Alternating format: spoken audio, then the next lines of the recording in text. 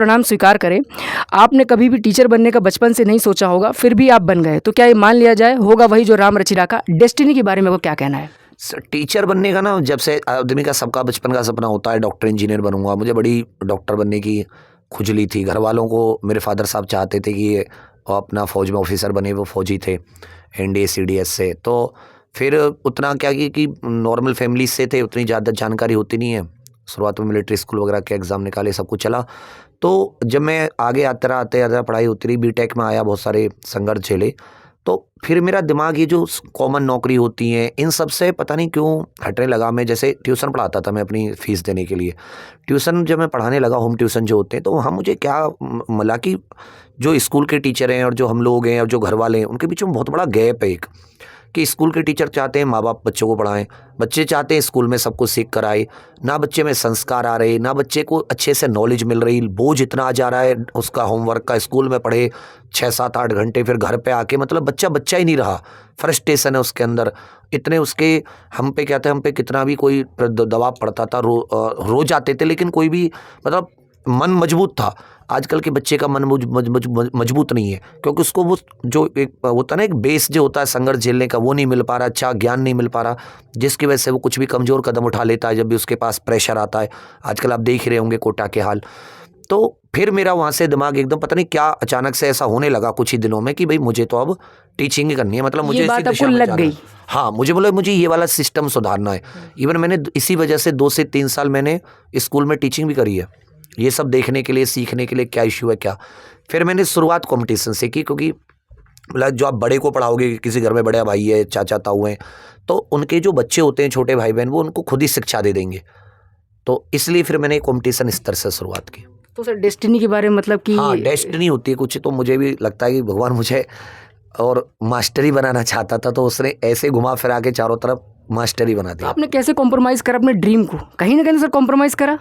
तो हाँ, सर आप वही चीज़ है, कैसे आपने ओवरकम करा कि my dream will not become true, ऐसा वाला? जॉब छोड़ी, जब जॉब का अपना एसआई की मैंने वो छोड़ी थी, सब कुछ पापा का बहुत अच्छा सपना था, हम सबका ही होता है बचपन से कि चलो एक ऑफिसर बन जाएं। एसआई का बहुत अच्छी, मतलब अच्छी शाही नौकरी मानी जाती है हम लोगों के यहाँ।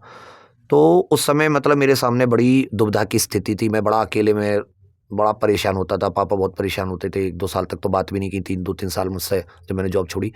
फिर मैंने सोचा कि आप अगर कुछ बड़ा, आपको एक समाज का कुछ, सब अपने लिए करते हैं, कैसा ही मैं बनता अपने लिए करता, 4 लोगों की सेवा कर पाता, एक इलाके किसी चौकी की, किसी थाने की। पर मतलब एक टीचर से आप क्या कर पा रहे हो? आप एक टीचर से एक बड़े समूह की सेवा कर पा रहे हो, एक बड़े समूह को गाइड कर पा रहे हो।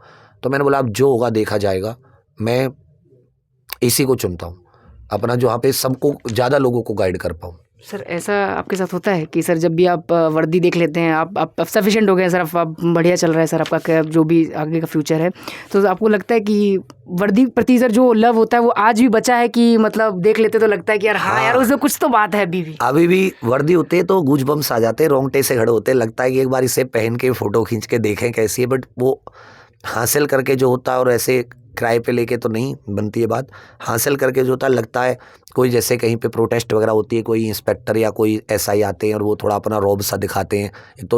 एक होता है ना कि थोड़ा सा अपना वो दिखाएं, तो लगता है कि भाई यार अभी तो हमारी भी ये थी, हमने भी और इसको हासिल करने की काबिलियत थी, हासिल भी की थी। पर चलिए डेस्टिनी है, अब जो चुना उसी पे आगे बढ़ेंगे, इसी में कामयाबी हासिल करेंगे। बच्चों को एक लाइन सर अगर आप क्रेडिट देना बताना चाहें कि आप विश्वास रखिए राम रचि राखा पे, ऐसा कुछ? हाँ, मैं कहता हूँ कि देखिए आप अपनी मेहनत कीजिए, पीछे मत हटिए, मेहनत में कमी मत लीजिए। अगर आपके लिए उसने कुछ अच्छा सोचा है, 100 कठिनाई देगा। जितनी जिसके सामने कठिनाई है, मेरा एक मूल मंत्र है, मैं आपको बताऊं, जिसके जीवन में 2 तरीके का संघर्ष है। एक, आप खाट अपने चारपाई पे बैठे कुछ कर नहीं रहे हो, उसका कुछ नहीं होने वाला। एक व्यक्ति एक काम कर रहा है, वो अपने किसी भी जो चीज़ पसंद है, जैसे आप अभी, आपको पत्रकारिता पसंद है या मुझे पढ़ाना पसंद है, तो हम सब अपना काम कर रहे हैं। हमें हो सकता है 1000 1 लाख कठिनाई आए, और जितनी कठिनाई, अगर हम मेहनत कर रहे हैं, लगातार रुक नहीं रहे ईमानदारी से, जितनी कठिनाई हमारे सामने आएंगी, आप ये लिख लीजिए कि आपके लिए भगवान ने उतनी ही बड़ी कोई जिम्मेदारी सौंपी है। बस वो आपकी परीक्षा ले रहा है कि आप इन कुछ जिम्मेदारी के लायक हो या नहीं हो। अगर आप उन कठिनाइयों को पास कर देते हो, आपको जिम्मेदारी दे देगा। अगर आप उन कठिनाइयों को पास नहीं करते हो, वो आपको धकेल देगा पीछे। ये छोटा सा मूल मंत्र है। सर